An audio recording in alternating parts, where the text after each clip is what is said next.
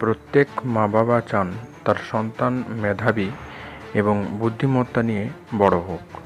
সন্তানের মেধাবী এবং বুদ্ধিবৃদ্ধির জন্য বিভিন্ন বিষয় গুরুত্বপূর্ণ হলেও মনোবিজ্ঞানসম্মত প্রামাণ্য 10টা উপায় সম্পর্কে আজ আপনাদের সামনে আলোচনা করব, যে উপায় অবলম্বন করে আপনারা আপনার সন্তানকে বুদ্ধিমান করে গড়ে তুলতে পারবেন।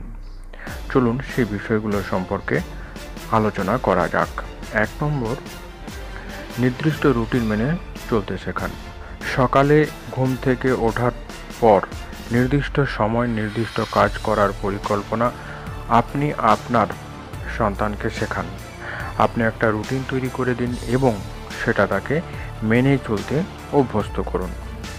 2, কাজের তালিকা তৈরি করতে শেখান। বিশেষ অনুষ্ঠানগুলো মনে রাখার জন্য সন্তানের ঘরে পড়ার টেবিলের সামনে আর্ট পেপারে ছোট রঙিন ক্যালেন্ডার বানিয়ে আটকে রাখুন। সেখানে স্কুলের ছুটির দিন, বন্ধুর জন্মদিন, অনুষ্ঠানের দিন উল্লেখ করা থাকবে। এতে করে সন্তান সুনির্দিষ্ট পরিকল্পনা করে সিদ্ধান্ত নিতে সক্ষম হবে। 3, বয়স অনুযায়ী কাজ দিন। সন্তানকে তার বয়স অনুপাতে কাজে অভ্যস্ত করুন। নিজের বই, খাতা, পেন্সিল, পড়ার পর বা স্কুলে যাওয়ার জন্য ব্যাগ নিজেকে গুছিয়ে নিতে শেখান। যে সময় যেটা প্রয়োজন সেটা সেই সময়ের আগে নিজেকে প্রস্তুত করে রাখতে শেখান। যেমন সকালের স্কুলে যাওয়ার প্রয়োজনীয় বইপত্র আগের দিন রাত্রেই গুছিয়ে রাখতে বলুন। তাহলে সকালে উঠে বেশি তাড়াহুড়োর মধ্যে পড়তে হবে না। এতে সন্তান সুশৃঙ্খলা শিখবে। 4র্থ বিষয় হলো পৃথক পড়ার স্থান বা ঘর। সম্ভব হলে আপনি আপনার সন্তানের পড়ার ঘরটি আলাদা রাখুন। সেই ঘরের বেশিরভাগ অংশটি খালি রাখুন, যেখানে সন্তান নিজের পছন্দের জিনিসপত্র রাখতে পারে। বই রাখার শেলফ রাখুন, আর তাতে মজাদার বিভিন্ন ছড়ার বই, গল্পের বই রাখুন, যাতে সন্তানের মনে বই পড়ার একঘেয়েমি না এসে পড়ে। 5ম বিষয়টি হলো পড়ার পরিবেশ। আপনার সন্তান যেখানে পড়তে বসছে সেই স্থানের পরিবেশ যাতে শান্ত থাকে, অর্থাৎ চিৎকার চেঁচামেচি না হয়, এমন কোলাহলমুক্ত পরিবেশ পড়ার জন্য সুনিশ্চিত করুন। শান্ত পরিবেশ পড়ার প্রতি মনোযোগ রাখতে সাহায্য করে। চিৎকার এবং কোলাহল মনের মধ্যে বিরক্তির জন্ম দেয়। কোনো বিষয়ের উপরে মনঃসংযোগ করা জটিল হয়ে পড়ে। 6ষ্ঠ বিষয়টি হলো অপ্রয়োজনীয় জিনিস দূরে রাখা অভ্যাস গড়ে তুলুন।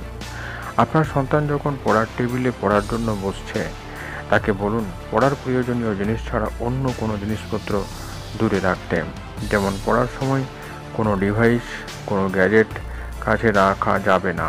এটা সন্তানকে অভ্যাস করতে শেখান। 7ম বিষয়টি হলো বিনোদনের ব্যবস্থা করুন। পড়ার ফাঁকে বা স্কুল থেকে ফিরে মানসিক চাপ মুক্ত করলে সন্তানের ভালো লাগার জন্য বিনোদন হিসাবে কিছু সময় টিভি দেখার অনুমতি দিন। সেখানেও শিক্ষামূলক অনুষ্ঠান চালান।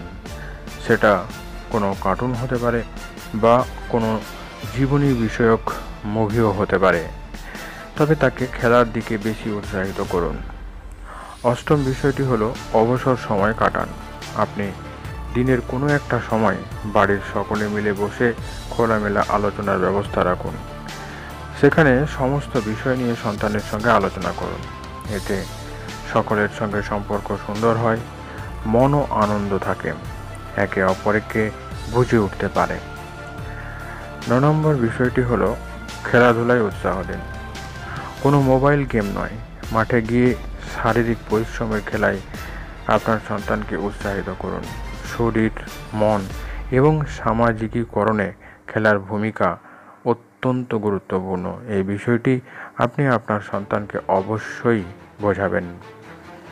10 নম্বর বিষয়টি হলো শিক্ষকদের সঙ্গে যোগাযোগ। সন্তানের অগ্রগতি সম্পর্কে তৎপর হওয়ার জন্য প্রত্যেক মা-বাবাকে নিয়ম করে সন্তানের শিক্ষকদের সঙ্গে যোগাযোগ করতে হবে। সন্তানের সমস্যাগুলো সমাধানের পরিকল্পনা গ্রহণ করতে হবে। এই 10টি বিষয় লক্ষ্য রেখে আপনি আপনার সন্তানকে বুদ্ধিমান বা বুদ্ধিমতী করে গড়ে তুলতে পারবেন। আশা করি ভিডিওটি আপনাদের উপকারে আসবে। কেমন লাগলো আজকের এই ভিডিও অবশ্যই কমেন্ট বক্সে জানাতে ভুলবেন না। যারা এই চ্যানেলে নতুন তারা অবশ্যই চ্যানেলটিকে সাবস্ক্রাইব করে চ্যানেলের সঙ্গে থাকুন। সম্পূর্ণ ভিডিওটি দেখার জন্য আপনাদেরকে অসংখ্য ধন্যবাদ।